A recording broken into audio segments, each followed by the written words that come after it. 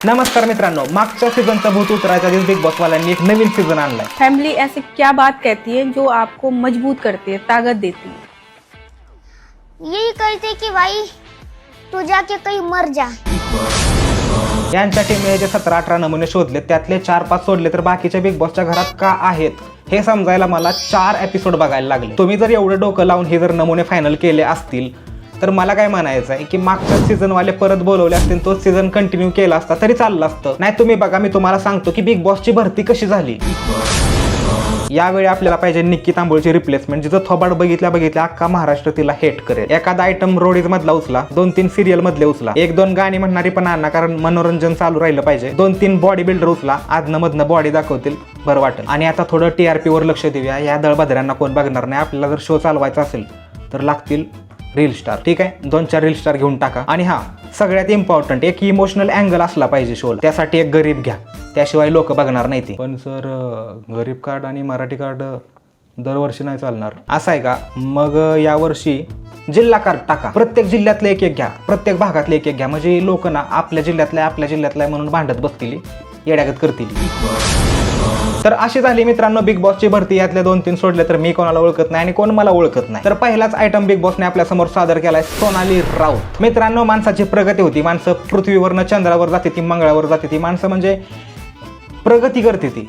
अधोगती करणारं पहिलंच कॅरेक्टर आहे सोनाली राऊत। माणसांच्या आयुष्यात अप्स अँड डाऊन्स येतात, हिच्या आयुष्यात डायरेक्ट यू टर्न आलाय। चूक हिची पण नाही असा एखादा नमुना बिग बॉसला लागतो जो हिंदीमधनं मराठीमध्ये आला असेल आणि त्याचा तोरा असा वेगळाच असेल आणि ज्याला बघून महाराष्ट्र पहिल्या क्षणात पहिल्याच दृष्टीत हेट करायला सुरुवात करेल की काय नाही झालं तरी हिला शिव्या द्यायची। ही कोण आहे ते बघायसाठी मी ज्यावेळेस इंस्टाग्रामवर गेलो आणि हिची ID बघितली त्यावेळेस मला समजलं की हिला बिग बॉस जिंकणं किती गरजेचं आहे। गरिबी लय वाईट असते मित्रांनो, हिला घालायला पुरती कपडे पण नाही ती।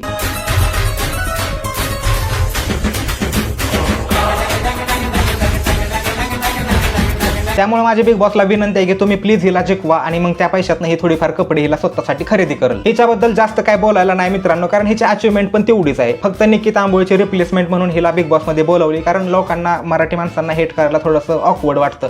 त्यामुळे असा एखादा नमुना बोलवायचा की ज्याच्यावर सगळं आलं पाहिजे। जोपर्यंत ही त्या घरात आहे तोपर्यंत सगळी गाणी वाजणारचा फुल सपोर्ट हिलाच राहील। तर लगेच तुमच्या समोर दुसरा आयटम सादर करतोय प्रभू शेळके। हेलो गाइस, तो कैसे हो? तो गाइस मेरे पास ये गाड़ी है, वो गाड़ी है, मेरे पास आईफोन है, 2 छोकरी है, और आपके पास क्या है?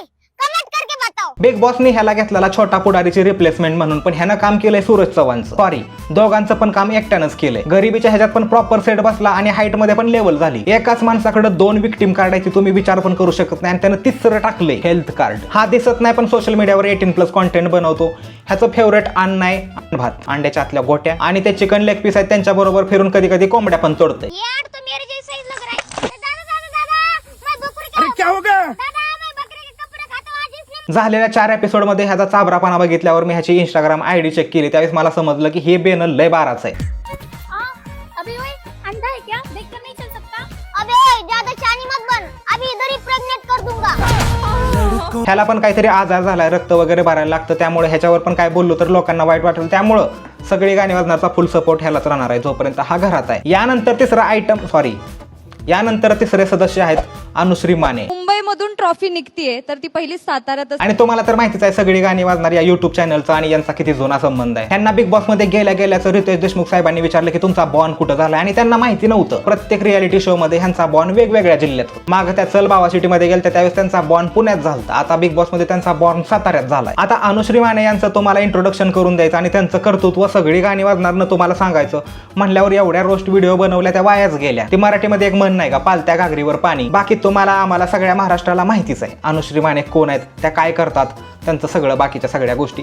तर त्या गेल्या त्या बिग बॉस मध्ये पहिल्या एपिसोड मध्ये त्यांनी दुर्ळा करून टाकला। त्यांनी त्यांच्या बुद्धीचं प्रदर्शन केलं अख्ख्या महाराष्ट्राला की त्या किती हुशार आहेत। नाही, आयुष बहुमताने नाही, माझं मत नाही। आणि पहिल्याच एपिसोड मध्ये खचून पण गेल्या, त्यानंतर काय 2-3 एपिसोड मध्ये मला दिसलं नाही। ही व्हिडिओ आल्यानंतर जर परत दिसल्या तर पुढच्या आठवड्यात आपण व्हिडिओ बनवू। यांची पण खूप मोठी स्ट्रगल स्टोरी आहे। जरी ही आपला रोस्टिंगचा कॉन्टेंट असली तरी जोपर्यंत बिग बॉसच्या घरात आहे तोपर्यंत सगळी गाणी वाजणारचा फुल सपोर्ट सातारकरांना राहणार, अनुश्री मानेला राहणार। रोस्ट पाहिजे एवढं करायचं पण वोट पण हिलाच झालं पाहिजे। हिच्याबरोबर एक कोल्हापूरची कार्यकर्ती पण आलती बघा, तिचं नाव पण माझ्या ध्यानात नाही राहिलं, म्हणजे तुम्ही विचार करा की काय लेवल आहे। थेट अंबाबाईचा अनुश्री म्हणली की मी वाईवरनं आली येताना गणपतीचं दर्शन घेऊ, की ही पण म्हणली की मी पण आली कोल्हापूरवरनं अंबाबाईचं दर्शन घेऊन. अरे इथं काय देवाची भांडणं लावायची ती का? यावेळेस बिग बॉसनं लय मोठा गेम केलाय. म्हणजे यावेळेस ना कोण गरीब आहे, कोण मराठा आहे, कोण अमराठा आहे, त्या भानगडीतच टाकलं नाही. डायरेक्ट प्रत्येक जिल्ह्यातले एक आयटम उचललाय. जिल्ह्यातल्या लोकांनी भांडणं करायची. एक सातारचा, एक कोल्हापूरचा, पश्चिम महाराष्ट्रातली वेगळी, कोकणातली वेगळी, खानदेशातली वेगळी, विदर्भातली वेगळी, मराठवाड्यातली वेगळी, तिकडे लातूर, अमरावती सगळीकडची लोक आणली ती. पूर्ण महाराष्ट्राला हा आपला शो वाटला पाहिजे. टॅलेंट तर आहे बरं का, म्हणजे डोकं तरी लावलं ह्यांनी. आणि ज्यांचं कोणच नाही त्यांच्यासाठी पण एक कडक नमुना आणलाय, राधा पाटील. तुमच्या फील्ड मध्ये नंबर 1 कोण आहे? मला तरी वाटतं मीच आहे. असं मी खूप लोकांना पळवून लावलंय. राधा पाटील बद्दल जास्त बोलायचं झालं तर मी एवढं सांगू शकतो की हिचा जन्मच झालाय गौतमी पाटील बरोबर कॉम्पिट करायला. अरे ठीक आहे, आता बाहेर तू नाचायचं कॉम्पिटिशन करत होती, तुझ्यासाठी तिनं माघार घेतली ना बिग बॉस मधनं, केली आता तो बिग बॉस मध्ये. तिथं जाऊन म्हणते की मी भल्याना मागं सारून पुढं आले. अरे हो, असं मी खूप लोकांना पळवून लावलंय. तुला आयुष्यात पुढं नाही वर जायचं आहे, स्टेजवर नाचायला. राधा पाटील बद्दल मला खरंच लय वाईट वाटतं. म्हणजे नाही हिच्याकडे एखादं विक्टिम कार्ड पण नाही प्ले करायला. म्हणजे कसं म्हणून असल्याने एखाद्यानं सपोर्ट करायचं. ह्यांनी तरी काय सांगायचं की आमचं असं आहे, तुम्ही मला सपोर्ट करा. कोणीतरी ह्यांच्या नाचण्यावरनं कमेंट केली तर त्या गोष्टीला डिफेंड करायला पण ह्यांच्याकडे शब्द नाहीत. हे आपलं कर्तृत्व. यानंतर बिग बॉस मधला पुढचा कॉन्टेस्टंट आहे दीपाली सय्यद. राजकारणाचा विषय ज्या प्रकारे मार्केटमध्ये चालू आहे, आपलं बिग बॉसच्या घरात गेलेलंच चांगलं आहे असं ह्यांनी आधीच ओळखलं. गेल्याबद्दल मस्त निर्णय होता तुमचा, आपला फुल सपोर्ट आहे तुम्हाला. यानंतर आपल्या समोर बिग बॉस मधला पुढचा नमुना सागर कारंडे. आता ह्यांच्याबद्दल मला काही जास्त माहिती नाही आणि तुम्हाला पण असेल नसेल माहिती नाही, पण एक गोष्ट सांगतो जे हायलाईट करून या ठिकाणी सांगू शकतो की ह्यांना कुणीतरी 150 रुपयासाठी 60 लाखाचा गंडा घातलाय. सागर कारंडेची सायबर गुन्हेगारांनी 61 लाखांची फसवणूक केल्याचं समोर आलं. सागर कारंडेला इंस्टाग्रामवरील पोस्टला लाईक केल्यास 150 रुपये मिळण्याचं प्रलोभन दाखवण्यात आलं. आणि त्यानंतर यांनी मीडिया समोर येऊन क्लॅरिफिकेशन दिलं की मी एवढा येडा आहे का. त्यावेळेस मला वाटलं नव्हतं, पण ज्यावेळेस यांना बिग बॉसच्या घरात बघितलं त्यावेळेस समजलं की एखादा माणूस येडा असू शकतो. त्याबद्दल नाही बोलायचं, ते फेक आहे, ते फेक आहे ना, त्याबद्दल नाही बोलायचं. यानंतर पुढचे कॉन्टेस्टंट आहेत सचिन कुमावत. यांना तुम्ही तर ओळखतच असाल, नसल ओळखत तर जावा गाणी ऐका त्यांची, एकापेक्षा एक भारी. बिग बॉसचं मला काही घेणं देणं नाही, पण त्यांची गाणी मला पर्सनली लय आवडते. ते मी एकदम लूपवर ऐकत असतो, मला लय भारी वाटतं. यानंतर आहेत करण सोनवणे. करेक्ट करा मी जर चुकलो तर, पण मी यांना त्यावेळेसपासून ओळखतोय ज्यावेळेस हे भाडीपावर फोकस्ड इंडियन नावाने मीम्स बनवायचे. त्यांचा प्रवास पण लय मोठा आहे, कॉमेडी रील्स एकदम सगळं ओके मध्ये. आणि भाऊ युट्यूबला ब्लॉग्स पण बनवायचा. ऑडियन्सला बरं झालंय, 20-30 मिनिटाचे ब्लॉग्स यायचे, आता भाऊ आपला 2 तास दिसतोय. त्यानंतर आहेत रोशन भजनकर. यांचा पण स्ट्रगल खूप मोठा आहे, यांच्याकडून पण शिकण्यासारखं खूप आहे. आता ते कसं खेळतात याच्यावर डिपेंड करतं की किती दिवस बिग बॉसच्या घरात राहतील आणि मग त्यांना सपोर्ट करायचा का नाही करायचा, कारण सपोर्ट करायला भरपूर नमुने आणून ठेवले. त्यानंतर आहेत दिव्या शिंदे. यांच्याबद्दल पण तुम्हाला माहितीच नसेल तर या आहेत रील्सवरच्या ऍक्टिव्हिस्ट. आणि बाकीच्यांबद्दल मी जास्त बोलणार नाही, कारण यांच्याबद्दलच मला वाटतं की थोडंफार बोलावं. आणि यानंतर शेवटची आणि महत्वाची नमुने आपल्याजवळ रुचिता जामदार. अरे बिग बॉस आहे ती, एवढा खर्च करून त्यांनी एवढं चांगलं घर बांधलंय, डेकोरेट केलंय आणि तुम्ही त्याची झोपडपट्टी करून टाकली. तुला फरक कळणार पण नाही, अकलीचा कांदा गोट्या भरले डोक्यात गोट्या. अरे काय ही जी भाषा, काय ही जी बोलण्याची पद्धत. अरे माहिती आहे बिग बॉस हा भांडणं करायचा शो आहे, पण तुम्ही चांगले कॅरेक्टर पण बनवू शकता. राखी सावंतला कॉम्पिट करायची प्रत्येक वेळेस काय गरज आहे? मला काही कमी पडा नाही वाटत. नाही, मला काय वाटतं माहिती आहे का, माणसाचं थोबाड जर चांगलं नसेल ना तर कमीत कमी माणसानं बोलावं तरी नाही. काय तो शब्द संग्रह. म्हणजे लोक भांडणं करतात असं नाही म्हणत की कोण भांडणं करत नाही, पण भांडणं करायला पण एखादं लिमिट असतं शब्दांचं. सेन्स असला पाहिजे बोलण्याचा, नाही तर ते एक मन नाही का, उचलली जीभ लावली टाळ्याला. त्या मॅडमचे कोण सपोर्टर असतील तर त्यांना सांगतोय की बघा ह्या तुमच्या ज्या मॅडम असं करतात यांचा वापर फक्त मग कॉन्टेंटसाठीच केला जाईल.